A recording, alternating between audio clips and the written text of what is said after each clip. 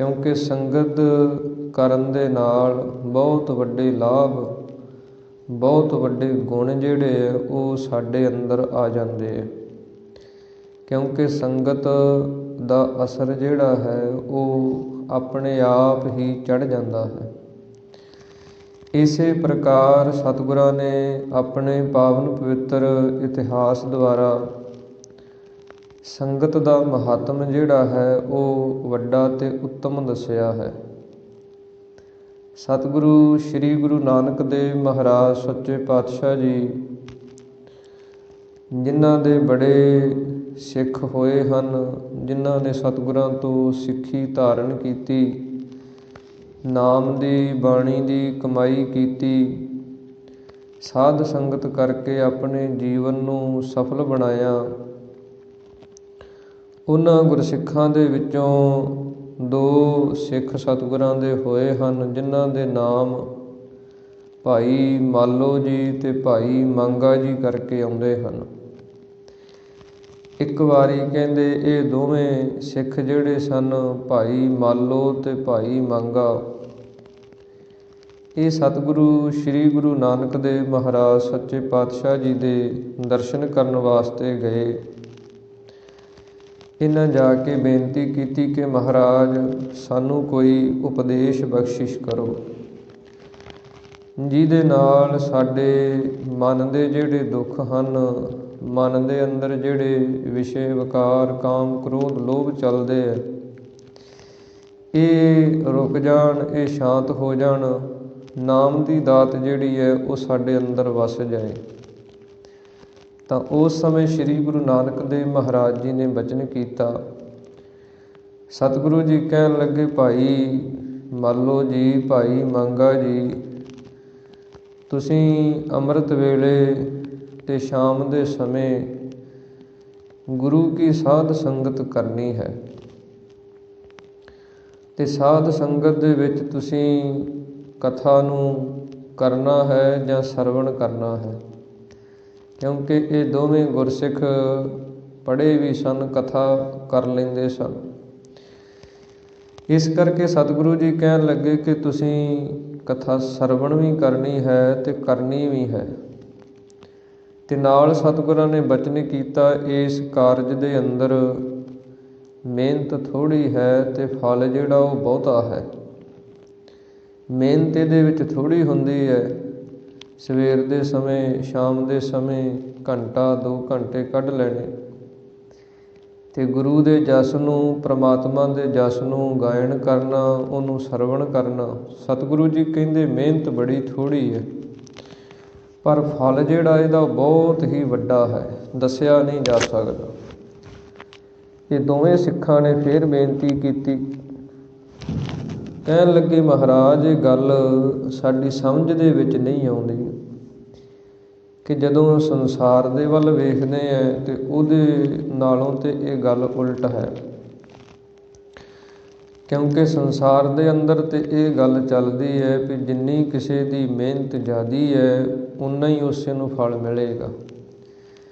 ਜੇ ਮਿਹਨਤ ਘੱਟ ਹੈ ਤਾਂ ਫਲ ਵੀ ਘੱਟ ਹੈ। ਪਰ ਤੁਸੀਂ ਕਹਿੰਦੇ ਹੋ ਕਿ ਇਹਦੇ ਵਿੱਚ ਮਿਹਨਤ ਬੜੀ ਥੋੜ੍ਹੀ ਹੈ ਅਤੇ ਫਲ ਬਹੁਤਾ ਹੈ। ਉਹ ਸਾਨੂੰ ਦੱਸੋ ਕਿ ਕਿਵੇਂ ਹੈ।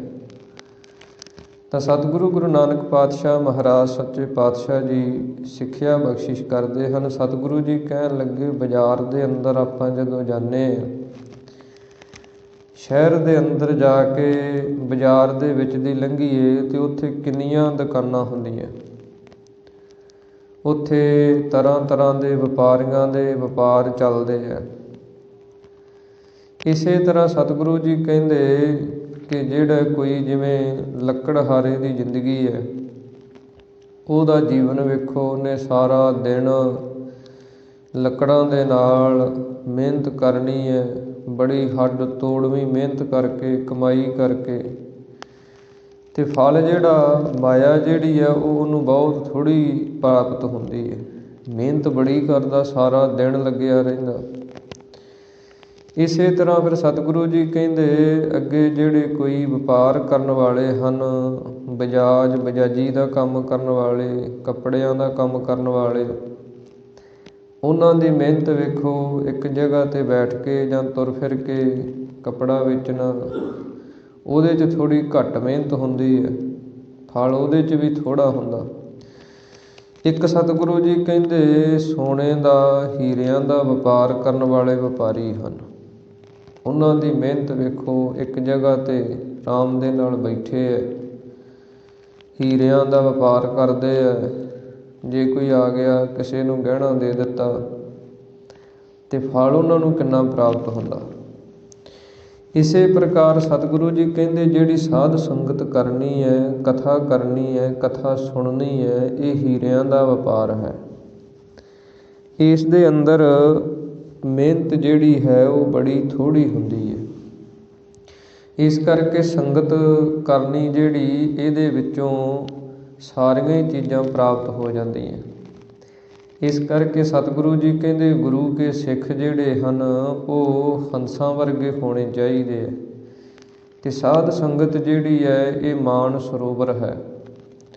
ਜਿਵੇਂ ਹੰਸ ਮਾਨ ਸਰੋਵਰ 'ਤੇ ਰਹਿੰਦਾ ਹੈ ਅਤੇ ਉੱਥੋਂ ਉਹ ਹੀਰੇ ਮੋਤੀ ਇਹਨਾਂ ਨੂੰ ਚੁਗਦਾ, ਇਹ ਉਹਦੀ ਖੁਰਾਕ ਹੈ।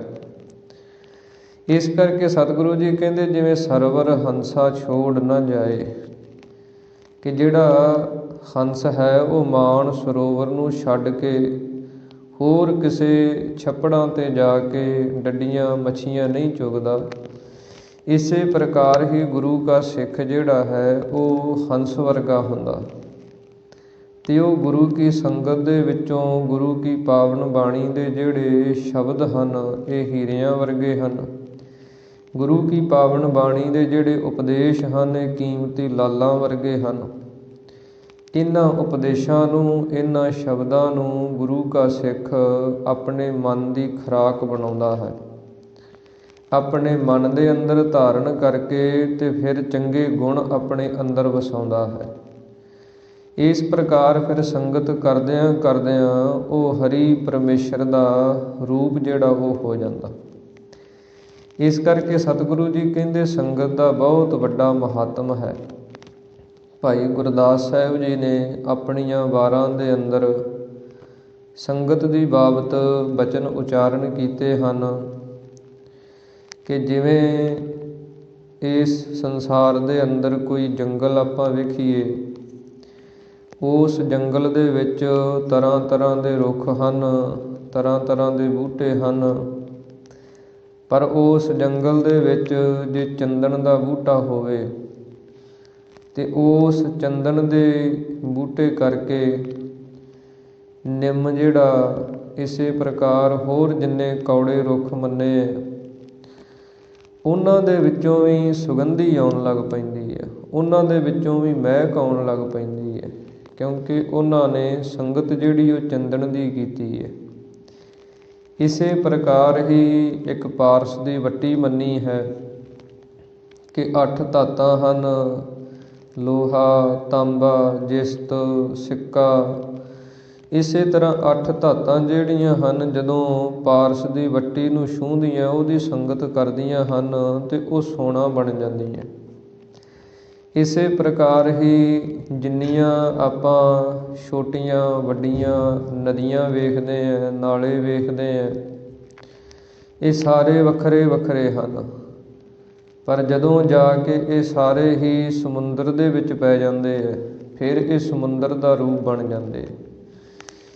ਇਸ ਪ੍ਰਕਾਰ ਭਾਈ ਗੁਰਦਾਸ ਸਾਹਿਬ ਜੀ ਆਪਣੀਆਂ ਵਾਰਾਂ ਦੇ ਅੰਦਰ ਬਚਨ ਕਰਦੇ ਹਨ, ਚੰਦਨ ਸੰਗ ਬਨਾਸਪਤ ਸਭ ਚੰਦਨ ਹੋਵੈ, ਅਸ਼ਟ ਧਾਤ ਇੱਕ ਧਾਤ ਹੋਏ ਸੰਗ ਪਾਰਸ ਢੋਵੈ। ਇਸੇ ਪ੍ਰਕਾਰ ਭਾਈ ਗੁਰਦਾਸ ਸਾਹਿਬ ਜੀ ਬਚਨ ਕਰਦੇ ਹਨ, ਨਦੀਆਂ ਨਾਲੇ ਨਾਹੜੇ ਮਿਲ ਗੰਗ ਗੰਗੋਵੈ। ਇਸੇ ਪ੍ਰਕਾਰ ਹੀ ਸਤਿਗੁਰੂ ਜੀ ਕਹਿੰਦੇ ਹਨ ਕਿ ਜਿਵੇਂ ਇਹ ਚੀਜ਼ਾਂ ਸੰਗਤ ਕਰਕੇ ਆਪਣਾ ਰੂਪ ਬਦਲ ਜਾਂਦੀਆਂ, ਇਸੇ ਪ੍ਰਕਾਰ ਹੀ ਜਿਹੜਾ ਗੁਰੂ ਦੀ ਸੰਗਤ ਕਰਦਾ ਹੈ, ਸਾਧ ਸੰਗਤ ਕਰਦਾ ਹੈ, ਉਹ ਵੀ ਫਿਰ ਸੰਗਤ ਕਰਦਿਆਂ ਕਰਦਿਆਂ ਪਰਮੇਸ਼ਰ ਦਾ ਹੀ ਰੂਪ ਬਣ ਜਾਂਦਾ, ਕਿਉਂਕਿ ਵਿੱਚ ਸੰਗਤ ਹਰ ਪ੍ਰਭ ਵਸੈ ਜੀਓ। ਸਾਧ ਸੰਗਤ ਦੇ ਅੰਦਰ ਹਰੀ ਪਰਮੇਸ਼ਰ ਪ੍ਰਮਾਤਮਾ ਆਪ ਵਸਦਾ ਹੈ। ਤੇ ਜਿਹੜਾ ਸੰਗਤ ਕਰਦਾ ਹੈ ਉਹਦੇ ਅੰਦਰ ਫਿਰ ਉਹ ਪਰਮੇਸ਼ਰ ਵਾਲੇ ਗੁਣ, ਪਰਮਾਤਮਾ ਵਾਲੇ ਗੁਣ ਜਿਹੜੇ ਆ ਉਹ ਵਸ ਜਾਂਦੇ ਆ। ਉਹ ਨਾਮ ਦੀ ਕਮਾਈ, ਬਾਣੀ ਦੀ ਕਮਾਈ ਜਿਹੜੀ ਹੈ ਉਹ ਕਰਨ ਲੱਗ ਜਾਂਦਾ। ਇਸ ਕਰਕੇ ਸਤਿਗੁਰੂ ਜੀ ਆਪਣੀ ਪਾਵਨ ਬਾਣੀ ਦੁਆਰਾ ਸਾਨੂੰ ਸੰਗਤ ਦਾ ਉਪਦੇਸ਼ ਬਖਸ਼ਿਸ਼ ਕਰਦੇ ਹਨ। ਸਾਧ ਸੰਗਤ ਹੈ ਸਿਰ ਕਰਮਣ ਕੈ ਕਰਮਾ। ਸਤਿਗੁਰੂ ਜੀ ਕਹਿੰਦੇ ਚਾਹੇ ਮਨੁੱਖ ਸਾਰਾ ਦਿਨ ਜਿੰਨੇ ਮਰਜ਼ੀ ਕਰਮ ਕਰੀ ਜਾਏ, ਜਿੰਨੇ ਮਰਜ਼ੀ ਸਾਧਨ ਕਰੀ ਜਾਏ, ਪਰ ਸਾਰੇ ਕਰਮਾਂ ਦੇ ਵਿੱਚੋਂ ਜੇ ਕੋਈ ਸ਼੍ਰੋਮਣੀ ਕਰਮ ਹੈ, ਉੱਤਮ ਕਰਮ ਹੈ, ਤੇ ਉਹ ਸਾਧ ਸੰਗਤ ਹੈ। ਇਸ ਕਰਕੇ ਭਗਤ ਕਬੀਰ ਸਾਹਿਬ ਜੀ ਨੇ ਆਪਣੀ ਪਾਵਨ ਬਾਣੀ ਦੇ ਅੰਦਰ ਇਹ ਬਚਨ ਕੀਤੇ ਹਨ। ਕਬੀਰ ਏਕ ਘੜੀ ਆਧੀ ਘੜੀ, ਆਧੀ ਹੂੰ ਤੇ ਆਦ, ਭਗਤਨ ਸੇਤੀ ਗੋਸ਼ਟੇ, ਜੋ ਕੀਨੋ ਸੋ ਲਾਭ। ਥੋੜ੍ਹੇ ਤੋਂ ਥੋੜ੍ਹੇ ਸਮੇਂ ਨੂੰ ਵੀ ਜੇ ਆਪਾਂ ਸੰਗਤ ਕਰ ਲਈਏ, ਥੋੜ੍ਹੇ ਸਮੇਂ ਦੀ ਵੀ ਸੰਗਤ ਜਿਹੜੀ ਹੈ ਉਹ ਵੀ ਬਹੁਤਾ ਲਾਭ ਦੇ ਜਾਂਦੀ।